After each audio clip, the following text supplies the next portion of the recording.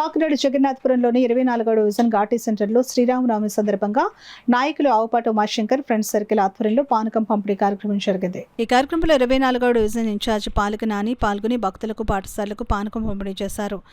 కాకినాడ ప్రజలందరూ సురక్షితంగా ఉండాలని, స్థానిక ఎమ్మెల్యే వనమాడి కొండబాబు ఆశీస్సులతో కాకినాడ నగరం మరింత అభివృద్ధి చెందాలని దృఢ సంకల్పంతో శ్రీరామచంద్రమూర్తి ఆశీస్సులు అందరిపై ఉండాలని పాలక నాని ఆకాంక్షించారు.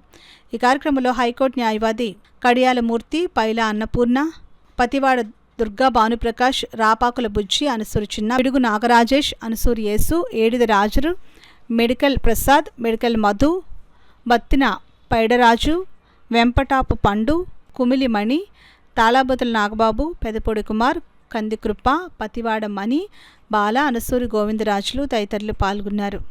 అలాగే అందరూ బాగుండాలి, అందులో మేము ఉండాలన్న సుఖ సంకల్పంతో మా శాసనసభ సభ్యులు మా అందరివాడు వనమాడి వెంకటేశ్వరరావు గారు ఆశీస్సులతో మేమందరం కూడా ఎప్పుడూ కూడా వారిని అనుసరించుకుంటూ వారి ఆదేశాల మేరకు అనేక కార్యక్రమాలన్నీ కూడా మా వార్డులో అన్ని చేసుకుని వెళ్తున్నాం.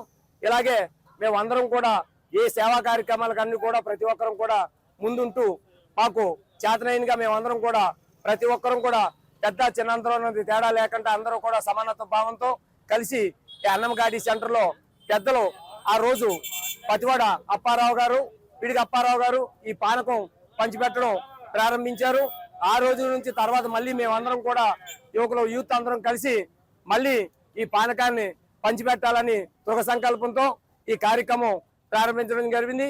ఇది 2వ సంవత్సరం, ఇది నిరంతరం అలాగే కొనసాగుతూ ఉంటుందని చెప్పి తెలియపరుస్తూ